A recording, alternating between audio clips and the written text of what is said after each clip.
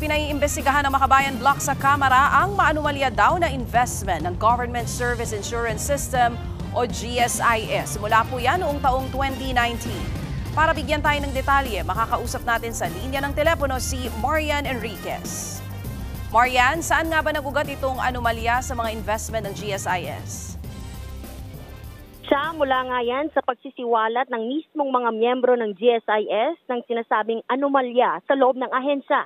Yan ang pinapanawagang imbestigahan ngayon sa Kamara ng Makabayan Block.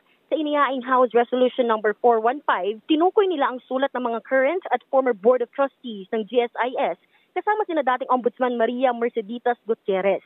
Unang nanawagan ng mga yan na magbitiw ang presidente at general manager ng GSIS na si Jose Arnulfo Wick Veloso. Umabot kasi sa 8.8 billion pesos ang nalugi umano ng GSIS dahil sa mga poorly vetted investments o yung mga pamumuhunang hindi pinagdesisyonan ng maigi. Hulyo nang suspendihin ng Ombudsman si Veloso at 6 na iba pang opisyal ng GSIS dahil sa gross misconduct, gross neglect of duty, paglabag sa office rules and regulations. Sa pagbili nila yan ng 100 million shares ng renewable energy na Alter Energy Holdings Corporation sa halagang 1.4 billion pesos.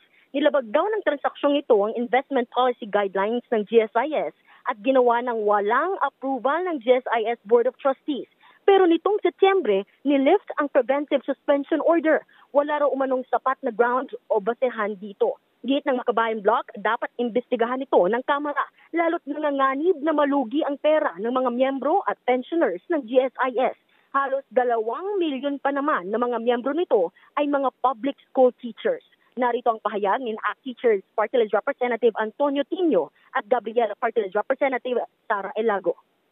Ito nating kasama sa investigasyon ay kung in fact parang de facto ginagamit pa rin sa direksyon ng Malacanang ang GSIS ang pondo nito para suportahan ang mga pinapaborang korporasyon.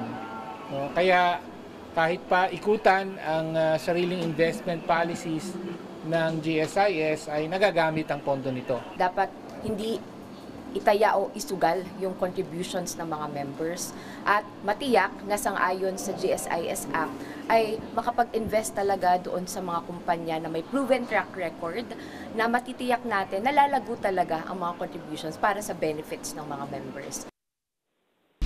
Sa isa pang resolusyon ang inihain ng Makabayan Block tungkol naman sa transparency ng mga dividendo at reporting ng annual cash benefits sa GSIS. Kailangan daw matiyak na lahat ng may kinalaman sa pamamahala sa pondo ay natitiyak na para talaga sa benepisyo at interes ng taong bayan at hindi sa interes ng iilan.